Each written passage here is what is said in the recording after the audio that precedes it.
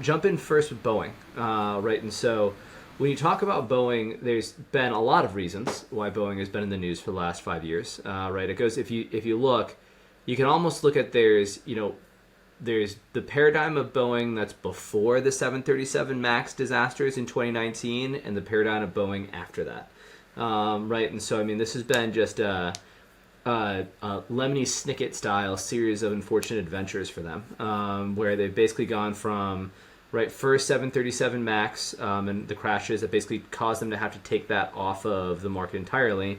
Then obviously the pandemic totally whacked demand for airlines, and then 787 and 737 issues in the last year and a half, 2 years, with all of the quality control issues they've had, and now not only do they have issues with their union, they also can't even, it's not even their airplanes that don't fly, it's their spaceships that don't space.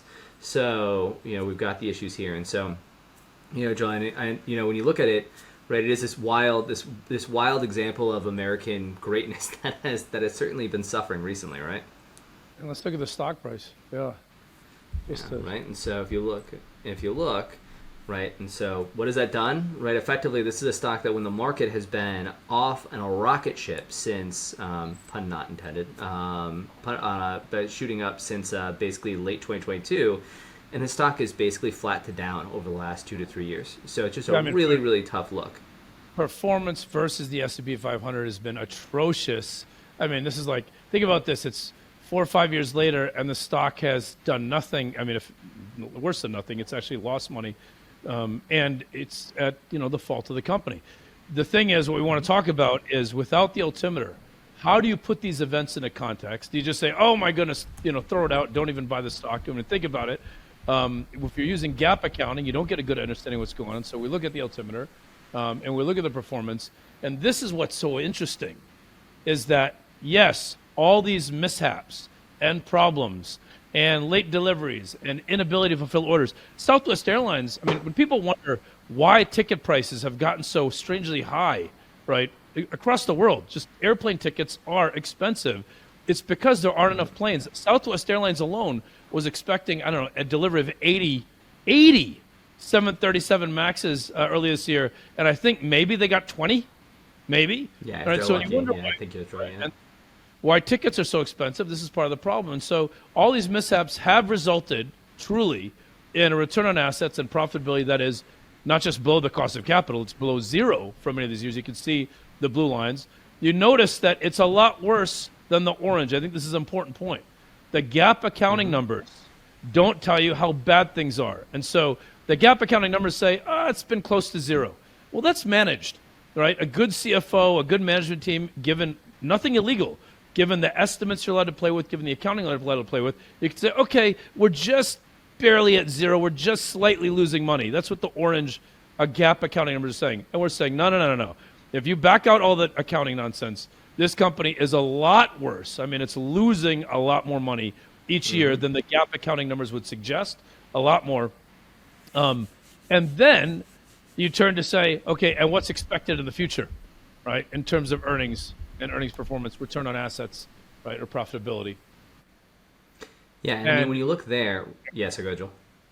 No, it's for the current stock price of Boeing still does not price in the crazy mishaps of the last 5 years. You would expect that at its current stock price, and given how much it's lost versus the market over 5 years, that this stock would not be expecting a lot. But actually, to achieve today's stock price at the current level that it is, meaning at this low level that it is, you'd still have to have returns rebound to a phenomenal level over the next 4 years that you just haven't seen. And that's a tall order for this company, given everything that's been going on. And CEO changes business unit by business unit like you can't imagine.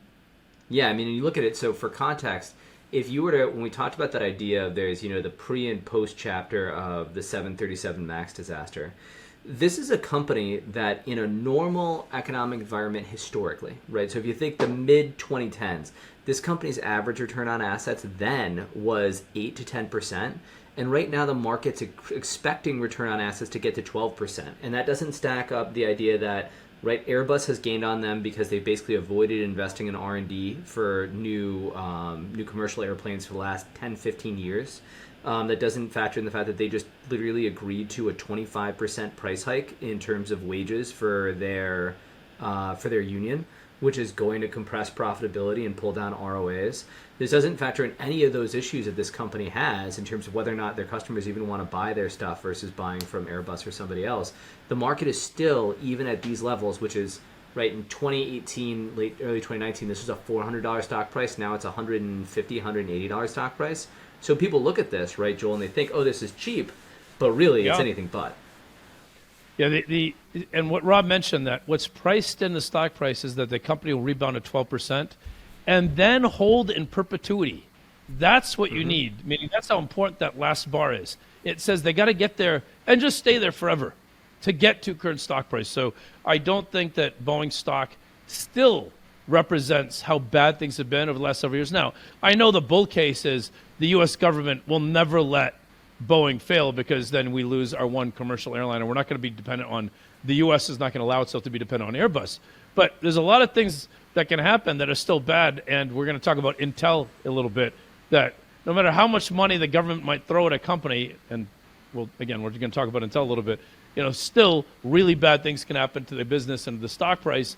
And I would say for Boeing, as interesting as it flags on people's screens and all the talk about, well, the U.S. will never let it fail because it needs this, I'm arguing that, but the stock could still go down a lot more than it already has. $100 billion market cap doesn't have to stay $100 billion market cap, right? And this is, it's interesting because we talk a lot about the idea, right, Joel, about how one of the big things that when we think about both the current administration and things that Kamala will pull forward with it, and also potential Trump administration, for either of them, how industrial policy is a big part of what both of them are supporting. The idea of, hey, look, we need to rebuild industry in the United States and rebuild supply chains.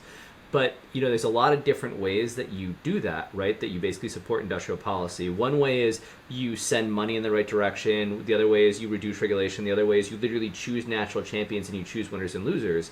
And statistically, if we look over time, almost any time that a country has chosen a national champion, which is what it's called, right? When you choose one company that you're saying, this one is the one that we're going to make sure wins everything for this, it always leads in ruin. And effectively, right, I mean, if you think when we let McDonnell Douglas get bought by Boeing in the late 1990s, that was what we did, right? We admitted we are only going to have Boeing be our one commercial airline maker, aircraft maker, and then, right, 15, 20 years later, we reaped the rewards. So, much like the U.S. Post Office. Maybe it's not that bad yet, but those bars look like you're looking at the U.S. Post Office, and yet the valuation says, no, they're going to go their best. I want to understand, the current stock price is saying that Boeing's best days are ahead, not behind. We're not talking about the stock just needs to, get back to like break even and sell a few of some of the backlog. I mean, there is like a 5,000 plane backlog or some crazy number like that. But you've got to be able to deliver on it with doors that don't fly off, right? With passengers that can be comfortable to be on there. And that just isn't the case right now. So, again, we are not Wall Street. We don't run around screaming, buy this, sell that, like Wall Street. We're trying to say, let's just set the line. But my gut tells me the line that's being set here, right, you'd have to know something really amazing about Boeing doing something amazingly right in the next 2 to 5 years to think the stock is a buy. Now, maybe you do. Great. Wonderful. I don't. In fact, I'm not sure what that would possibly be. Just saying that the U.S. government won't let them fail is not enough to say that they're going to hit the valuation levels, the performance levels that they're at right now. So hopefully that was interesting. And again, without the altimeter, how can we have this conversation? If I were just looking at those gap numbers, I'd be like, well, they seem to be about break even, so they just have to recover a little bit. I'm like, no, it's been a really bad 5 years, much worse than the gap accounting numbers suggest. Much worse.